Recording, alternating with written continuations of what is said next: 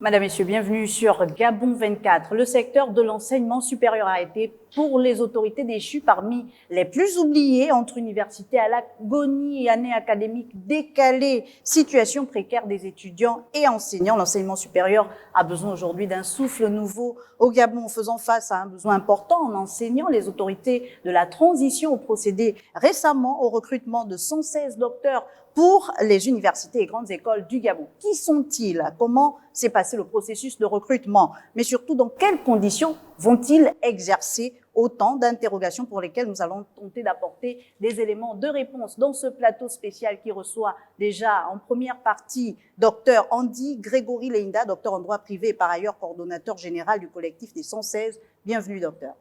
Merci, madame. À côté de vous et pas des moindres invités, professeur Mathurin Ovono-Ebé, maître de conférences CAMES et par ailleurs président du SNEC, syndicat national des enseignants et chercheurs, section UOB. Bienvenue, professeur.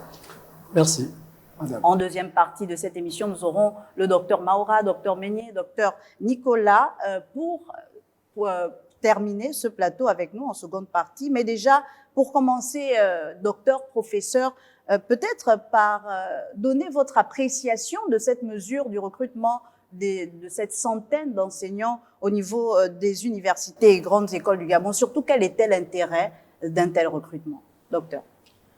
Merci, madame, de nous donner la possibilité de nous exprimer ici sur votre plateau. Le sentiment, notre appréciation de cette mesure, c'est que la mesure arrive à point nommé. Oui. Elle arrive à point nommé parce que, il faut le dire, nous sommes en pleine transition. Nous sommes, comme l'a dit, comme le disent les membres du comité pour la transition et la restauration des institutions, en pleine restauration de la dignité des enseignants, chercheurs et chercheurs des grandes écoles. Donc cette mesure arrive à point nommé, je le disais tantôt, car elle permet à bon nombre de compatriotes de se voir gratifiés d'une solde. Mm-hmm.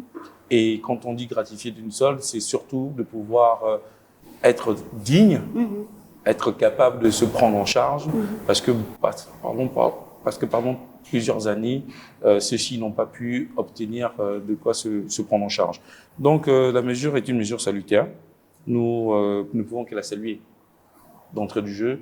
Et pour l'instant, nous sommes en attente, évidemment, de la poursuite, de la conduite de ces mesures, notamment l'effectivité du recrutement, donc notamment nos arrêtés d'intégration, parce que là, ce n'est qu'une sorte de mise en pré-salaire. On attend l'aboutissement de nos dossiers à la fonction publique. Donc, pour l'instant, c'est ce que nous pouvons dire. Et jusqu'ici, nous ne pouvons que remercier celui qui a pu initier cette procédure et surtout qui en a donné vie, notamment le président de la transition, à qui nous, membres du collectif, nous ne pouvons que saluer la mesure salutaire qui a été la sienne de nous mettre en pré-salaire, de recruter 116 compatriotes qui étaient en véritable souffrance. Le président de la transition qui se soucie donc du bien-être de ses compatriotes. Professeur, c'est une mesure qui peut-être vient répondre à une de vos revendications, puisque vous êtes quand même le plus grand syndicat de l'enseignement supérieur au Gabon, le SNEC, même si vous êtes le représentant de la section UOB. Déjà, peut-être pour savoir, avant de donner votre avis, à quand date le dernier recrutement des enseignants dans l'enseignement supérieur, pour avoir à peu près une idée approximative, et puis votre appréciation sur cette mesure? Eh bien, il faudrait que nous regardions les textes. Et le texte qui gère le recrutement dans la fonction publique, c'est l'arrêté 390 du 20 août 2018. Donc, officiellement, les recrutements sont suspendus ou gelés depuis 2018. Est-ce que ce n'était pas une situation entretenue? Pourquoi, alors qu'il y a un besoin qui se posait, pourquoi il fallait geler les recrutements, surtout dans le secteur de l'enseignement supérieur? Alors, le SNEC l'avait toujours dénoncé et le SNEC avait toujours parlé de mise à mort de l'enseignement supérieur public.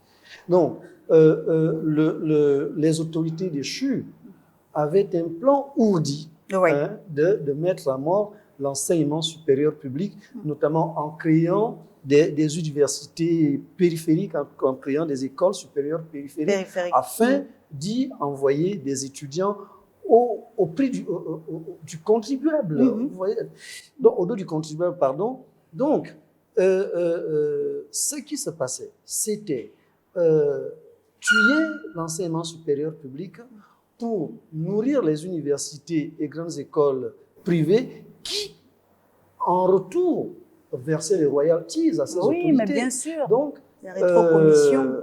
ces recrutements gelés en 2018 et dégelés, on va dire, en 2023, 5 ans de gel, quand même. Alors que le texte officiel parlait de 3 ans.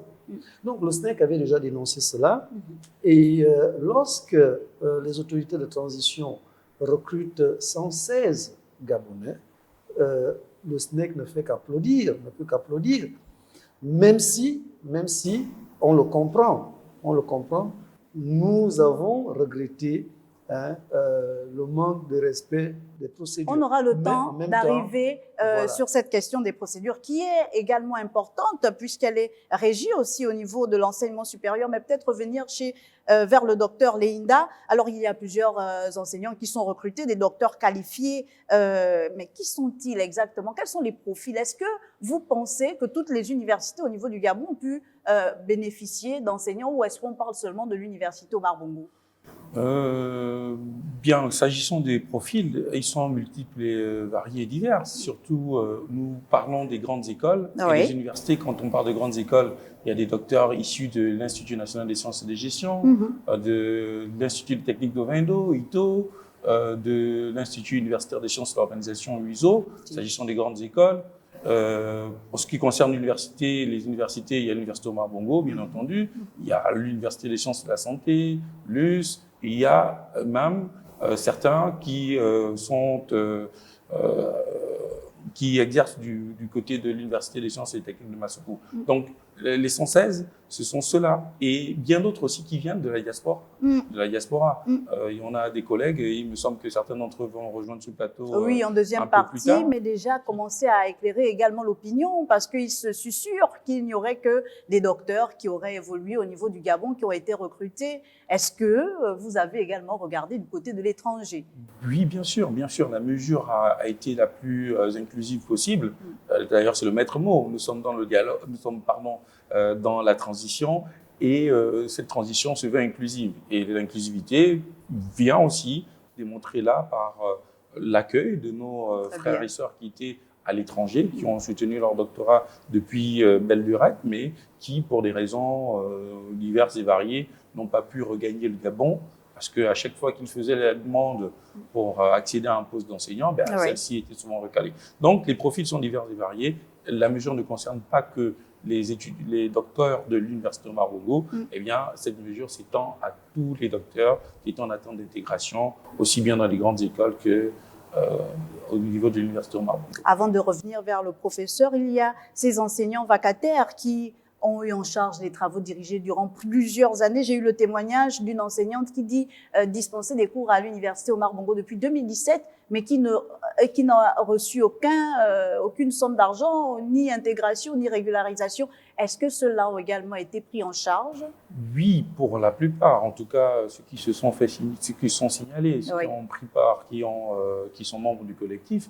Oui, cette question est quand même assez essentielle. Il faut rappeler que le texte qui régit d'ailleurs, parce qu'il n'a pas encore été abrogé, c'est le statut particulier des personnels enseignants, le décret 866 de 1981, précise que pour être recruté en qualité d'enseignant au grade d'assistant par exemple, il faudra au moins être titulaire d'un doctorat, troisième cycle, ancien régime, ou encore avoir au moins obtenu un DEA, donc le diplôme d'études approfondies, qui est devenu le Master 2 après la réforme du LMD.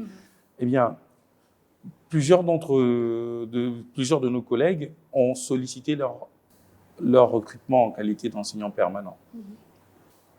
Par ailleurs, ils ont tout simplement été recrutés en qualité de vacataires. Alors que les textes, parce qu'une fois obtenu le Master 2 à l'époque, on avait la possibilité d'être recruté à condition de soutenir le doctorat dans les 5 ans qui suivaient le recrutement. N'ayant pas bénéficié de cette passerelle, plusieurs ont été recrutés en qualité de vacataires. Et quand on sait que pour que ces vacations soient payées, eh bien, vous pouvez faire 1 an, 2 ans Bien sûr. d'enseignement, de travaux dirigés en qualité de vacataire, mais que les paiements n'interviennent qu'1 année ou 2 années plus tard. Et quelle somme? Il s'agit de sommes assez modiques. Assez 100 000 francs pour des corrections de 400, 500 copies, 100 000 francs pour des heures de TD des travaux dirigés qui peuvent s'étendre jusqu'à 20, 30 heures, des groupes de travaux dirigés pléthoriques, Oui. parce que c'est un enseignant pour au moins 100 étudiants, notamment en Ceux qui ne faculté de respectent droit, pas le ratio qui ne respectent pas le étudiant-enseignant. ratio Oui. étudiant-enseignant. Vous voyez que pendant toutes ces années, plusieurs de nos collègues, et d'ailleurs en ma personne, d'ailleurs depuis 2013, Quand même, j'ai été assistant vacataire plus de depuis 10 ans. l'année 2013, Ouais. et ce n'est que le 5 janvier récemment, 2024. 2024, après le coup de libération du 30 août, Oui. que des personnes comme moi obtiennent pour la première fois leur attestation de prise de service en qualité d'enseignant permanent. On avait Donc, clochardisé complètement pendant- la profession d'enseignant au niveau de l'enseignement supérieur. Bien sûr. Et mes étudiants qui vont me regarder à la suite de l'émission, certains d'entre eux sont magistrats parce que j'en ai formé en Oui. 10 ans. On en a formé la dernière cuvée de magistrats. Il y en a quelques-uns qui sont affectés dans nos cours et tribunaux. Ils vont être très surpris que leurs enseignants, des travaux dirigés, leurs assistants et même des cours magistraux, parce qu'on a eu l'occasion d'en faire pendant toutes ces 10 années, vont s'offusquer de se dire comment mon enseignant, après tout ce temps, Oui. n'a pas Oui. pu être recruté en qualité d'enseignant permanent pour des bons et loyaux services à la nation, on dit la nation gabonaise. Donc, une certaine clochardisation. Et comme on le dit, à qui profite le crime? C'est cela. À qui profite le crime? Parce que, vous savez, en tant qu'enseignant, en tant que pédagogue, nous sommes aussi le reflet de la société.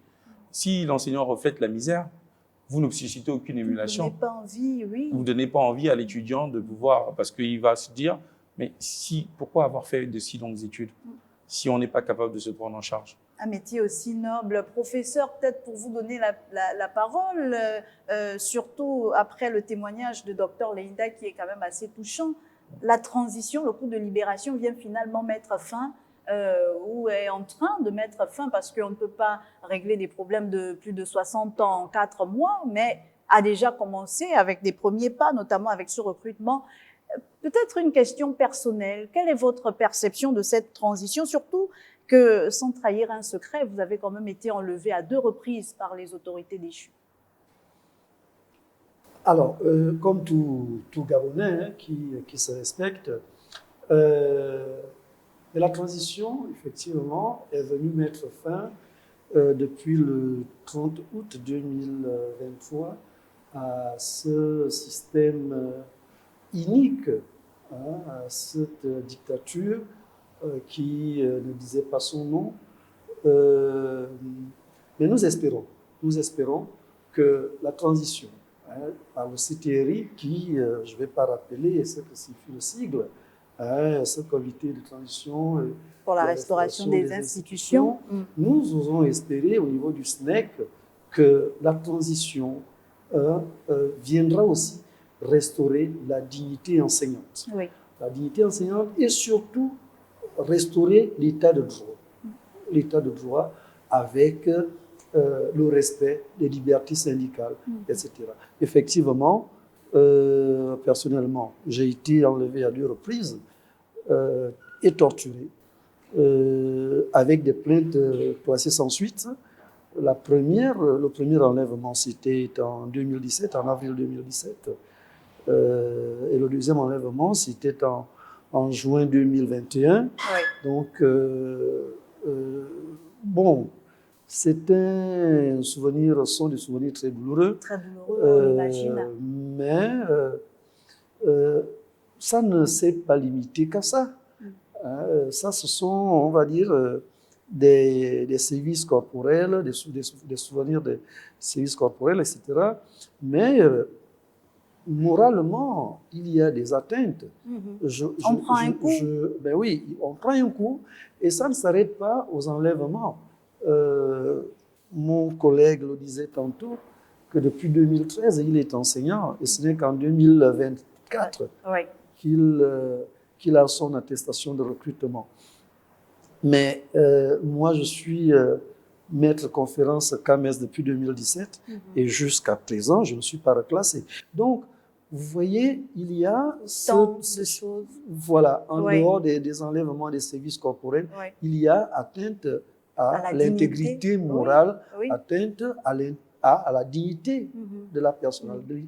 Donc, nous osons espérer que le CTRI viendra aussi restaurer l'état de droit qu'est notre beau pays, viendra restaurer la dignité enseignante et je pense que nous aurons le temps de développer ce que nous, au SNEC, nous entendons par la restauration de la dignité enseignante. Une transition en tout cas qui redonne de l'espoir à ces enseignants, chercheurs qui sont avec nous sur ce plateau spécial. Professeur, pour rester avec vous, vous parliez déjà tout à l'heure de la procédure, vous avez voulu embrayer, mais peut-être nous la décrire. Quelle est la procédure normale, entre griffes, de recrutement d'un enseignant à l'université Omar Bongo ou dans les universités du Gabon? Dans l'enseignement supérieur public du Gabon, nous jusqu'à présent, nous fonctionnons sur la base du décret 866 1981. Voilà, de 1981. C'est ce décret qui fixe le statut particulier du personnel enseignant de l'enseignement supérieur. Et dans son article 6, chapitre 1er, le décret 866 dit ceci. La demande de candidature est adressée au ministre de l'enseignement supérieur, saisi par le doyen de la faculté, de l'établissement, après examen du dossier du candidat par le conseil du département sollicité. D'accord. Voyez? Et les membres de ce conseil doivent avoir un diplôme au moins égal à celui du candidat. Voyez? Donc, cette procédure, l'enseignement supérieur, il tient. Vous comprenez? Mais en même temps, parce qu'il y a quand même un mais. Oui, j'allais vous poser la question. Alors, mais depuis 1981, est-ce que ce n'est pas caduque, ça ne devient pas caduque, toutes ces procédures, la caducité, c'est vrai. Le décret est frappé de caducité, il est tombé en désuétude parce qu'il date des années où on parlait d'unité de valeur, des UV. On est en 1981 et depuis 1981, on est passé des UV à la globalisation et de la globalisation au système modulaire et du système modulaire au LMD. Donc, le système éducatif de l'enseignement supérieur a quand même subi. Et il faudrait que le texte évolue également. Est-ce que finalement, professeur, cette période d'exception qu'impose la transition devrait permettre de répondre d'abord à l'urgence, puisque on le sait, le recrutement de ces enseignants, ces 116, comme on les appelle, ne s'est pas fait de la façon que vous venez de décrire? Bien, c'est pour cela que je voulais vous l'expliquer en disant que au niveau du SNEC, nous avons quelque peu regretté le mode de recrutement. Nous comprenons l'urgence.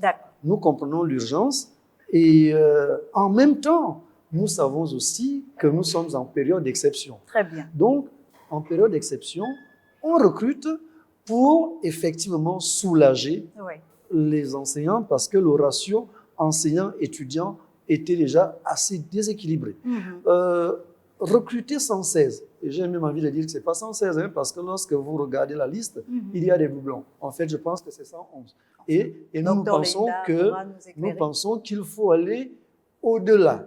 Parce que même en recrutant ces 116, le ratio normal n'est pas encore atteint. Alors, docteur Leinda, on a donc ces plus de 100 enseignants. Vous allez nous donner les chiffres exacts, mais nous avons reçu 116, alors qu'on évoquait la procédure à l'instant avec le professeur qui n'a pas été respectée, puisqu'ils ont directement été mis en solde et n'appartiennent pour certains à aucun établissement jusqu'à présent. C'est-à-dire qu'ils sont recrutés, mais ils n'ont pas commencé à exercer, ils ne sont pas affectés. Comment on explique cela? Comment on comprend cela? Alors, madame, il faudrait quand même apporter une petite précision. C'est que parmi ces 100 collègues qui ont été mis en pré-salaire, certains, et la majorité d'entre eux, leur dossier était en cours de traitement auprès des services de la Direction centrale des ressources humaines ou encore au niveau de la fonction publique. Parce que bon nombre d'entre eux d'entre nous d'ailleurs étions déjà en attente de la signature de fiches bleues d'intégration, mais cela datait depuis de longues années.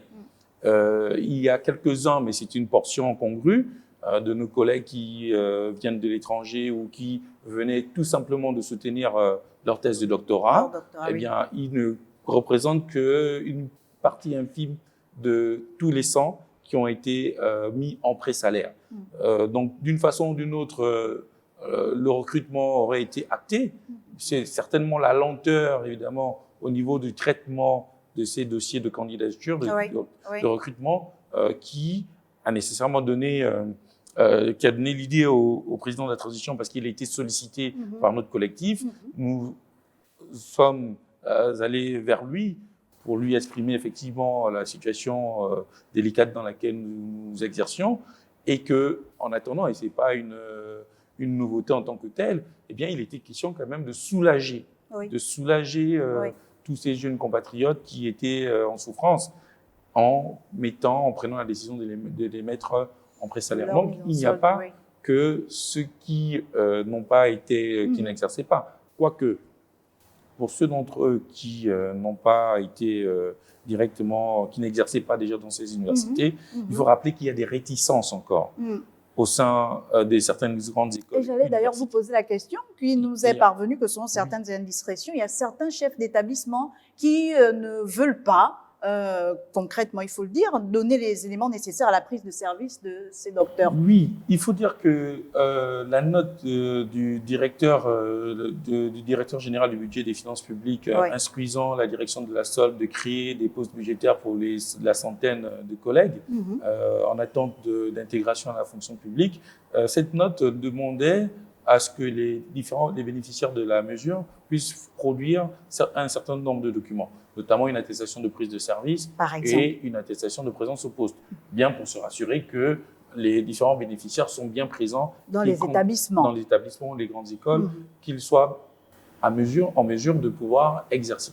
Cependant, si la majorité, comme je vous l'ai rappelé, avait le statut de vacataire ou leur dossier était en cours de traitement, bien d'autres de nos collègues qui n'étaient ni affiliés à ces grandes écoles et autres continuent d'éprouver des difficultés, notamment dans la faculté de droit, faculté de droit sciences économiques. Il y a des retours des collègues qui sont faits chaque jour, disant que certains chefs d'établissement ne veulent pas. Est-ce qu'il ne faudrait pas les considérer, là je vous pose la question à deux, professeurs, docteurs, comme des roitelets qui voudraient comme défier les mesures prises par la transition, par le président de la transition, professeur? Oui, avant de répondre à cette question, j'aimerais quand même revenir sur le mot de recrutement. Oui, vous voyez, allez. Au niveau du SNEC, nous ne pouvons que saluer, comprenez. Pourquoi? Parce que le président de la transition vient mettre fin à un contentieux.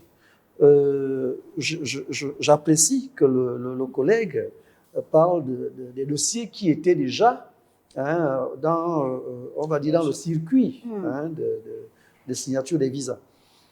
Le SNEC, en son temps, avait dénoncé l'arrêté 11 du ministère de l'enseignement supérieur fixant les nouvelles modalités de recrutement. Parce que, contrairement au 866, le ministère avait fixé les nouvelles modalités qui stipulaient que les jeunes collègues déposent les dossiers au ministère et qu'il y ait une commission scientifique au ministère qui statue sur ces dossiers-là sans aucune compétence. Vous comprenez? Et ils ont poussé l'iniquité plus loin en demandant aux demandeurs d'emploi de déposer leur dossier avec 20 000 francs. Et moi, c'est l'occasion pour moi de demander aux jeunes collègues de formuler une plainte pour qu'on leur rembourse leurs 20 000 francs. Parce que le 866 ne le stipule pas. Mais alors, ces chefs d'établissement, comme le décriait... voilà. Et j'allais revenir. Oui, c'est-à-dire que, après avoir porté cette précision au niveau du mode de recrutement, c'est très bien. Je pense que nous insistons sur la période d'exception. Oui. Nous insistons sur la période d'exception.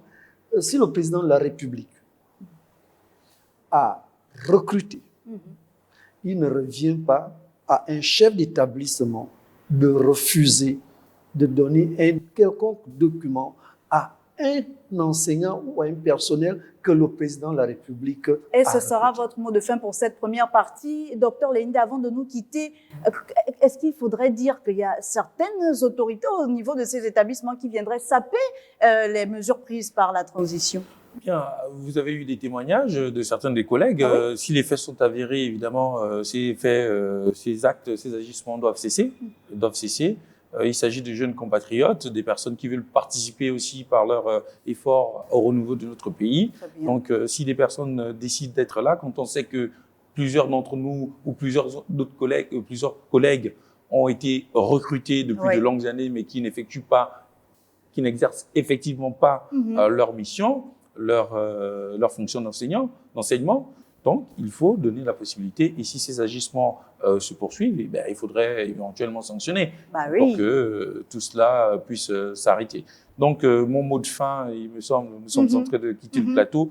Je tiens, au nom du collectif que je représente, à adresser tous nos remerciements au président de la transition, au chef de l'État, président de la République, son Excellence le général de brigade Proter Oligui Nguema, pour nous avoir permis avoir restauré la dignité de ces jeunes compatriotes, et nous espérons pour la suite que les conditions de travail, notamment, soient aussi effectives pour que nous puissions donner aussi du nôtre dans la reconstruction de notre pays. Et nous aurons l'occasion de parler de ces conditions de travail en deuxième partie de ce plateau spécial. Merci beaucoup à vous, docteur Andy Grégory Leïnda. Je rappelle aux téléspectateurs que vous êtes donc docteur en droit privé et par ailleurs coordonnateur général du collectif des 116. Et merci à vous, professeur Mathurin Ovonobé, d'avoir commencé ce plateau spécial avec nous. Vous restez avec nous. Nous retrouvons d'autres invités en deuxième partie.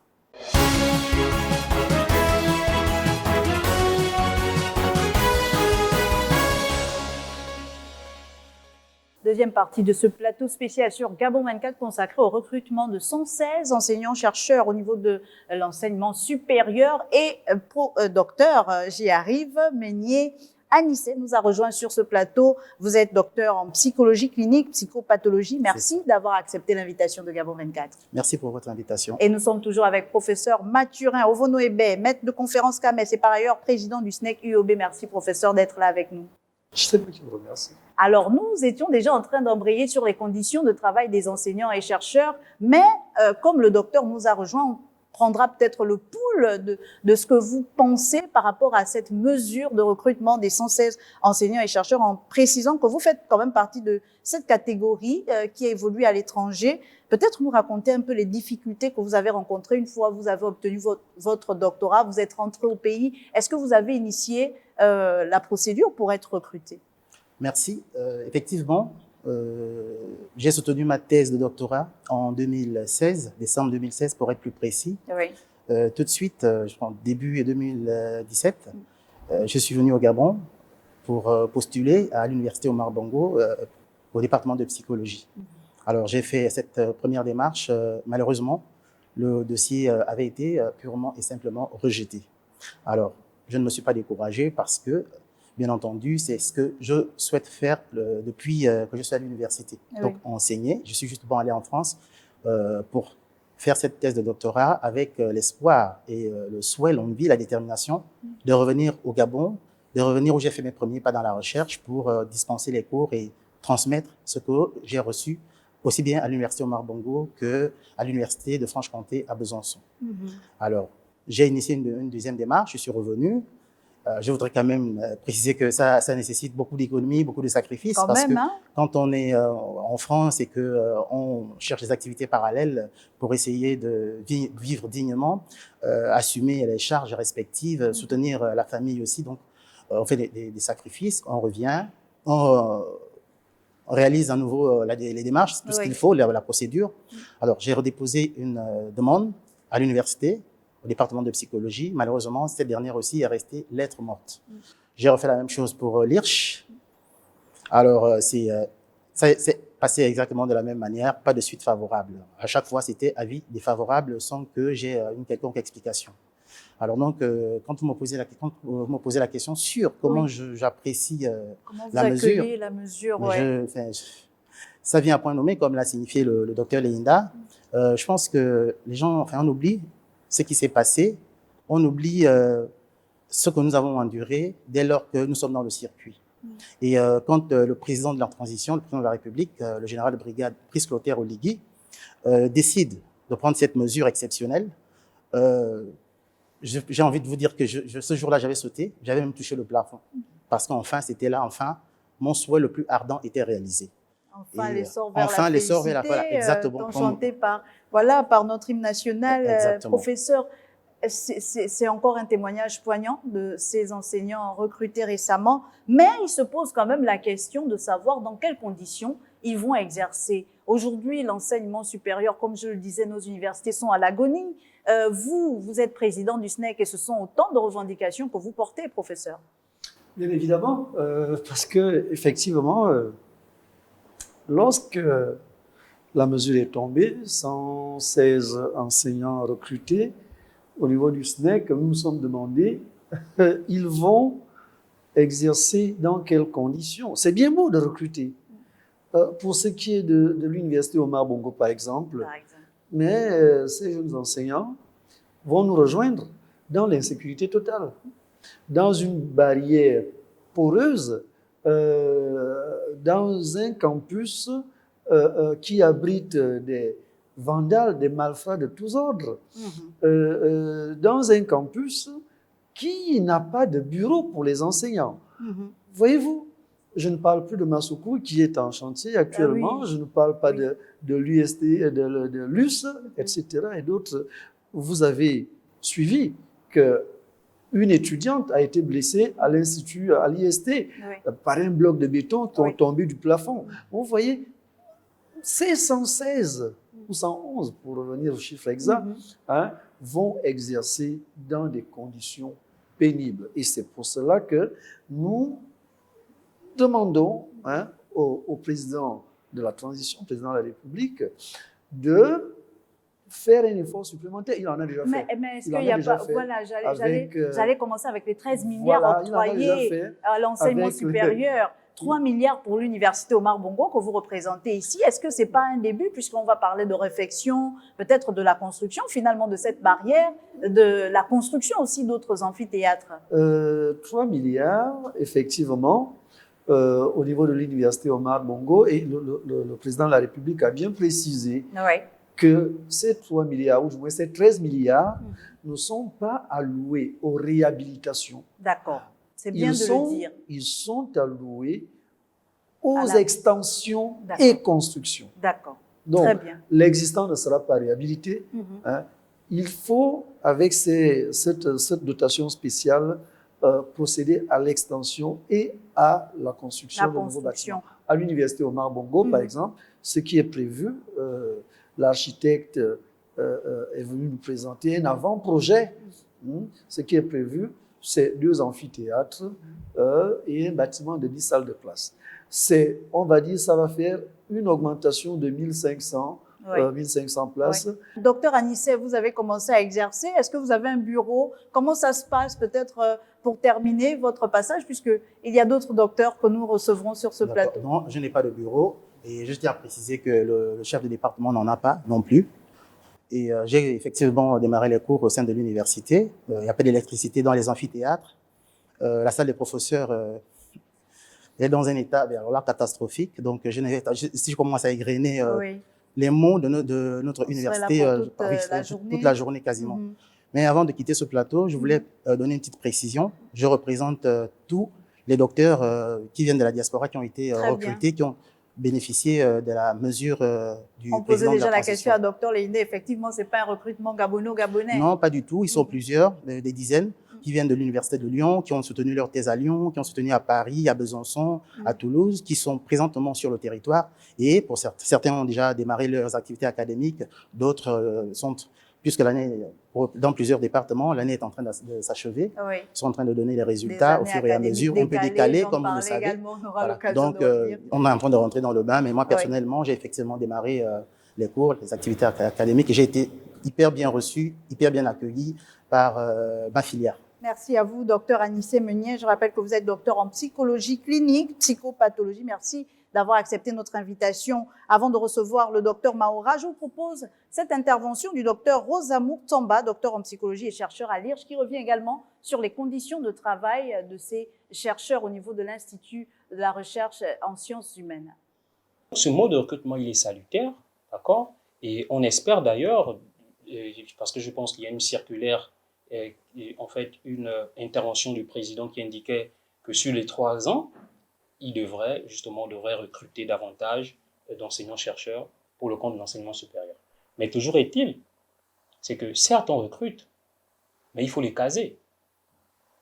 Donc, il y a à la fois, il faut apprécier le mot de recrutement parce qu'on bénéficie justement, mais il faut également jeter un regard sur les structures d'accueil. Non, mon appréciation va justement au-delà de l'Université Bongo. D'ailleurs, pour le passage, moi je suis attaché de recherche à l'IRCH, à l'Institut de recherche en sciences humaines, donc au CNRST. J'interviens à l'université pour répondre justement à la circulaire qui nous mandate, nous déjà désormais chercheurs, à avoir des obligations en termes d'engagement ou d'engagement académique, d'accord? Et on a 50 heures en tant que chercheur à remplir dans une université de l'enseignement supérieur. Alors, merci déjà au docteur Rosamour Tsamba pour son intervention. Alors, docteur Sandra Maora, vous n'êtes pas loin de lui puisque vous êtes également chercheur à l'IRCH. Aller recruter, c'est bien. Peut-être déjà nous donner aussi votre appréciation de cette mesure avant d'entrer dans les conditions de travail avec vous également. Je vous remercie déjà pour la parole donnée. Effectivement, la mesure, elle vient à point nommé, comme le disait aussi Dr Léinda tout à l'heure, oui. Tout simplement parce que, vous savez, on était des docteurs sans pour autant être véritablement des docteurs, dans le sens où ça a d'abord été un parcours du combattant pour avoir ce titre. Moi, j'ai fait mes classes ici à l'université Omar Bongo. Et, un pur produit de je suis un pur produit de l'université Omar Omar Bongo. Et je peux vous dire que pour avoir d'abord ce titre, pour être docteur, on a dû attendre 2 à 3 ans avant de soutenir pour des raisons budgétaires, parce qu'on disait qu'on ne pouvait pas soutenir parce qu'on n'avait pas le budget pour les soutenances. Et à la sortie donc de l'obtention de nos doctorats, vous voyez qu'on a commencé à errer. Moi, je suis un cas particulier. J'ai une maîtrise en lettres modernes. Et parce qu'à la période à laquelle j'ai obtenu ma maîtrise, il n'y avait pas encore d'école doctorale en lettres modernes. Donc, j'ai dû essayer de faire un doctorat. Donc, je me suis retournée vers les sciences du langage pour faire un doctorat en communication. D'accord. Et juridiquement, par rapport au texte de l'université, je ne peux pas exercer, je ne peux pas enseigner en lettres modernes, je ne peux pas aussi enseigner en sciences du langage. Donc, c'était un peu difficile parce que les textes ne le permettent pas. Oui, des textes sur lesquels on revenait déjà tout à l'heure, professeur, qui disait qu'effectivement, il faudrait qu'on pense à évoluer, surtout en matière de procédure de recrutement. Alors, docteur, je le précisais, vous êtes chercheur à l'IRCH. On le voit, que l'on soit dans les amphithéâtres à l'université, que ce soit l'université Omar Bongo ou même l'université des sciences et techniques de Massoukou, ou que l'on soit dans les laboratoires de recherche comme à l'IRCH, la situation s'est dégradée au fil des années. Comment vous vivez vos conditions de travail? Comment elles se passent au quotidien? Alors, mon intégration à l'IRCH, déjà, j'ai beaucoup apprécié par rapport à la mesure, mais lorsque nous sommes arrivés sur les lieux, c'était vraiment ce qu'on va dire une déception totale parce que nous sommes dans des conditions assez compliquées, assez complexes. Je reprends le cas de l'IRCH, par exemple.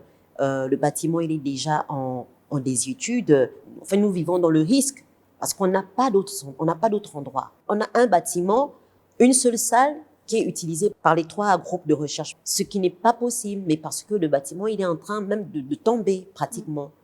Et la salle de réunion qui doit au moins accueillir les réunions, si on peut le dire, elle n'est pas du tout appropriée. Elle n'est pas aux normes, elle ne répond pas aux normes. Exactement. Lorsqu'on décide donc de rentrer dans une dynamique de gouvernance, de bonne gouvernance, il faudrait que les infrastructures aussi suivent. Restaurer les institutions, c'est également cela. Exactement. Les infrastructures doivent permettre à ce que nous, les chercheurs, nous puissions avoir des résultats optimisés. Parce que finalement, on a cette phrase qui fait un peu sourire. Oui, les chercheurs à l'UOB, ils sont nombreux quand ils font grève, notamment on pointe du doigt le SNEC. Mais qu'est-ce qu'ils trouvent, les chercheurs? Ben, avant de trouver, il faut qu'ils soient dans des conditions, professeur. Est-ce que finalement, ces 13 milliards et particulièrement ces 3 milliards attribués à l'université Omar Bongo, vous avez parlé de construction et d'extension. Est-ce qu'il ne faudrait pas penser également au laboratoire de recherche? Nous ne savons pas vraiment ce que le président du CTR, le président de la transition, le président de la République réserve à la recherche. Mais on aurait voulu quand même, parce que Oui. la dotation spéciale, c'est pour les universités et grandes écoles. Mais on aurait voulu que dans la même foulée, qu'il y ait une dotation spéciale pour la recherche au Gabon aussi.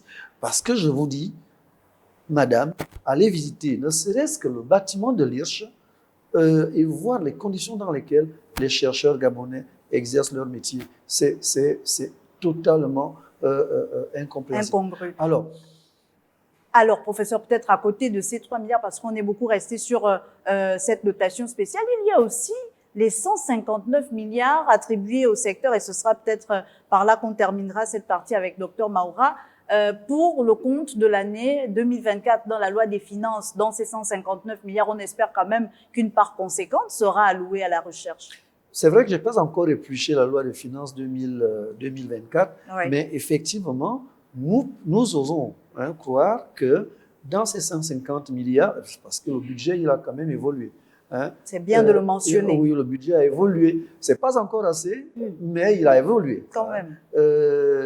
Nous voulons voir la part réservée à l'investissement dans ces 150 milliards alloués à l'enseignement supérieur et à la recherche. Et effectivement, dès qu'il y a une part considérable allouée à l'investissement, à ce moment-là, au niveau du SNEC, nous allons demander que la recherche soit dotée de bâtiments décents pour permettre aux chercheurs gabonais d'évoluer dans des bonnes conditions optimales. Merci beaucoup, professeur Mathurin. C'est toujours un plaisir de parler, de discuter de ces questions avec vous. Et merci aussi au docteur Sandra Maura. C'est très court. On aura l'occasion certainement de vous inviter pour un autre plateau. Les conditions de travail, vous l'avez compris, sont difficiles pour les enseignants et chercheurs au sein de nos universités et grandes écoles du Gabon. Mais déjà, le président de la transition essaye de donner un souffle nouveau à ce secteur avec le recrutement de cette centaine d'enseignants et chercheurs, l'intégration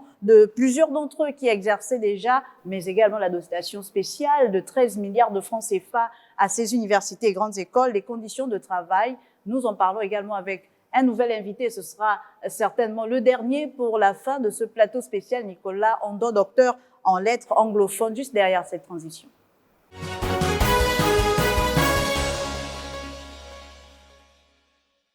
Docteur Nicolas Ondo nous a donc rejoint sur ce plateau. Merci à vous, docteur. Vous êtes spécialiste des questions de lettres anglophones. Merci d'être sur ce plateau. C'est moi qui vous remercie de m'avoir invité à ce somptueux plateau.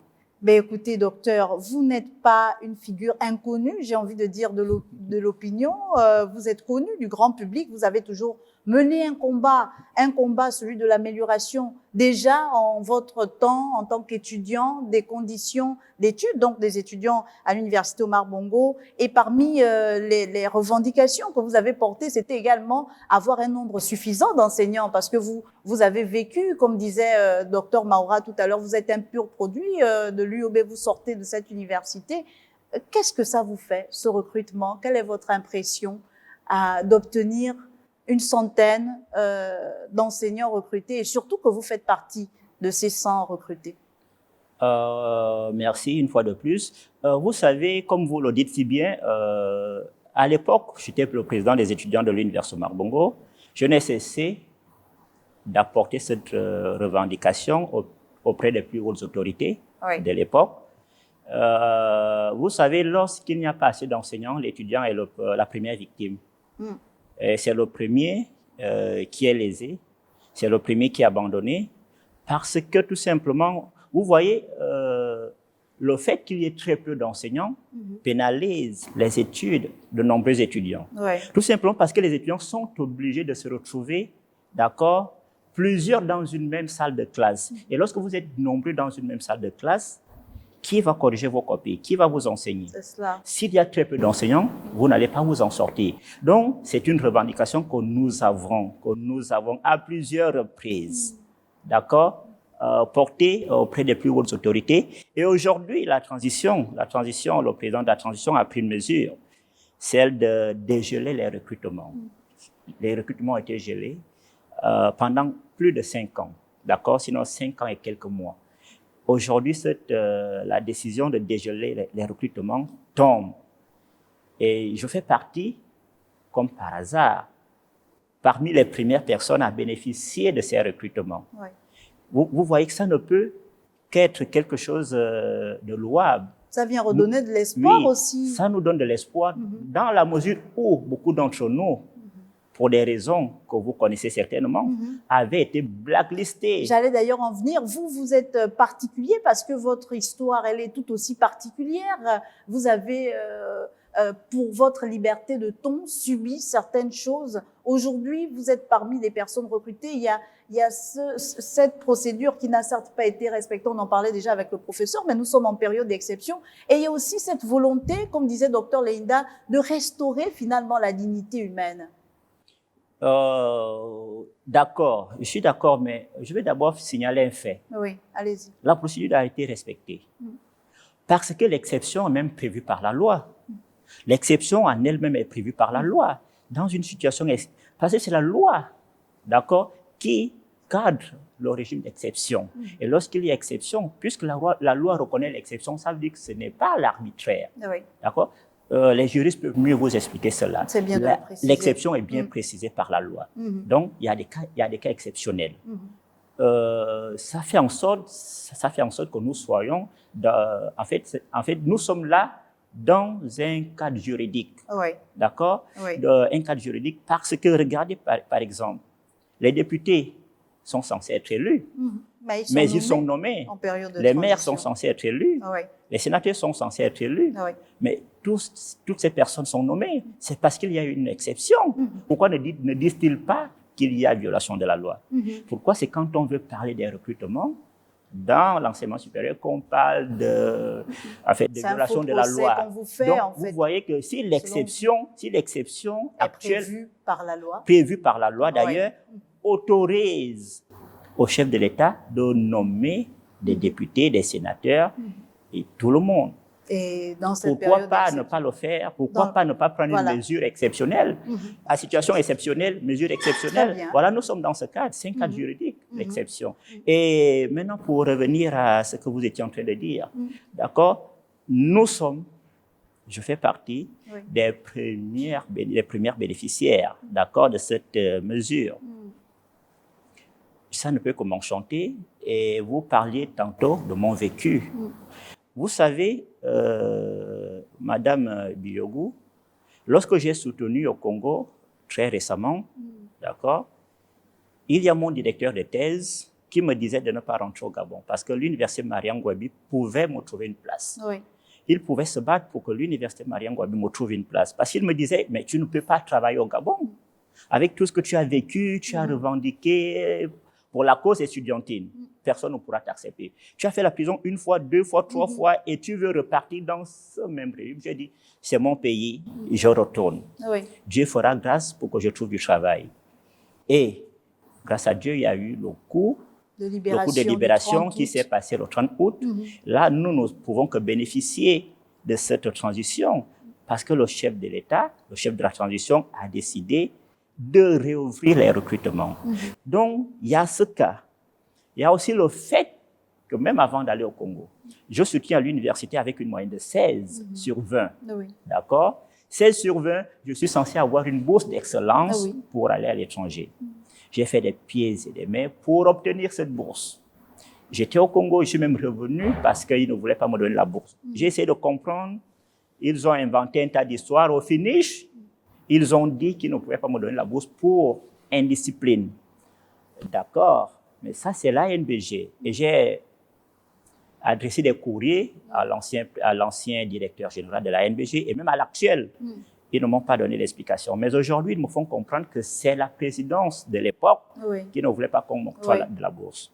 Oui, mais ça ne m'a pas découragé. Je suis allé et ces recrutements aujourd'hui, je ne peux que louer Dieu. Je ne peux que dire merci et dire aux autres que ce n'est pas de l'utopie, c'est la réalité.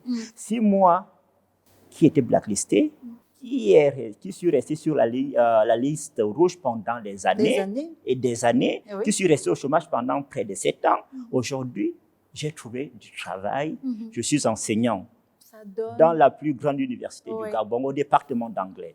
Ça doit donner de la confiance, parce que le président a réellement décidé de nous redonner cette confiance, nous redonner cette dignité, restaurer réellement la dignité du Gabonais. Quelle est la situation exacte du restaurant de l'université? Parce que quand on parle de conditions de travail des enseignants, il y a les amphithéâtres, il y a les salles de classe, il y a les laboratoires, mais il y a aussi le fait que finalement, pour le côté social, les enseignants sont également appelés et amenés à se restaurer sur place. Aujourd'hui, quelle est la situation exacte? Ce sera peut-être l'objet d'un autre plateau spécial, mais j'aimerais quand même qu'on sorte par là. Bien sûr. Vous savez, quand je quitte l'université en 2016, on comptait 20 000 étudiants. Aujourd'hui, nous sommes en 2024. L'université compte plus de 30 000 étudiants. Très bien. Plus de 30 000 étudiants. Vous voyez même que les recrutements actuels, d'accord, viennent répondre en partie au problème des effectifs pléthoriques. Donc, il faudrait, je pense, je n'ai pas discuté avec le président actuel de la mutuelle, d'accord, cela peut être fait par la suite. Il faudrait que ces étudiants soient restaurés. 30 000 étudiants. On ne peut pas imposer à 30 000 étudiants environ 400 repas. 400 repas pour 30 000 âmes. Donc les étudiants, c'est l'une des raisons qui ont fait en sorte que les étudiants montent au créneau. Et aujourd'hui, le restaurant, il est fermé. Il est fermé malheureusement. Et ce sera votre mot de fin. Permettez, docteur Nicolas, qu'on passe rapidement la parole au professeur Mathurin pour conclure là également rapidement. Oui, je vous remercie. Et très rapidement, je vais revenir sur la période d'exception. Vous voyez, le président de la République, le président de la transition, a toutes les manettes. Il ne faudrait pas qu'on l'envoie vers le mur. Recruter, oui, c'est son droit, ce sont ses prérogatives. Mais je pense, et comme les syndicats disent déjà que le 866 étant frappé de caducité, je pense que le président de la République, en période d'exception, peut déjà abroger ce décret. Il abroge ce décret pour amorcer une réflexion sur le nouveau statut particulier des enseignants du supérieur. Et c'est à ce moment-là, voyez-vous, qu'il pourra recruter dans cette période d'exception, recruter davantage. Et parce que le SNEC dit justement, la centaine qui a été recrutée, ce n'est pas assez. Merci beaucoup à vous, professeur Mathurin, d'avoir été des nôtres durant cette cinquantaine de minutes dans ce plateau spécial. Nous rappelons que vous êtes donc maître de conférence CAMES et par ailleurs président du SNEC section UOB. Merci également à Dr Nicolas Andor d'avoir refermé avec nous ce plateau. C'est donc avec plaisir que nous avons eu sur ce plateau Dr Leinda, Dr Maura, Dr Meignier, mais également en insert Dr Tsomba. Merci à vous tous qui avez participé à ce plateau spécial. Le recrutement des 116 enseignants, de la centaine d'enseignants, nous en parlions dans ce plateau. Qui est concerné, comment ils ont été recrutés et dans quelles conditions ils vont exercer ou ils ont commencé à exercer. Ça a été autant d'interrogations auxquelles nous avons tenté d'apporter des réponses. Et comme nous avons terminé avec le docteur Nicolas sur la question du restaurant, nous espérons que le Centre national des œuvres universitaires sera donc l'invité très prochainement d'un plateau de Gabon 24 pour nous expliquer un peu qu'en est-il de la gestion du patrimoine à l'instar du restaurant universitaire, sachant que le président de la transition attache un intérêt particulier à la question de la restauration des étudiants. Les universités et grandes écoles gabonaises ont finalement besoin d'une restauration également. Nous l'avons abordé, restauration des bâtiments, mais aussi des mentalités. Merci à vous, messieurs, d'avoir été des nôtres et merci à vous, chers téléspectateurs. Je vous dis à très vite sur Gabon 24.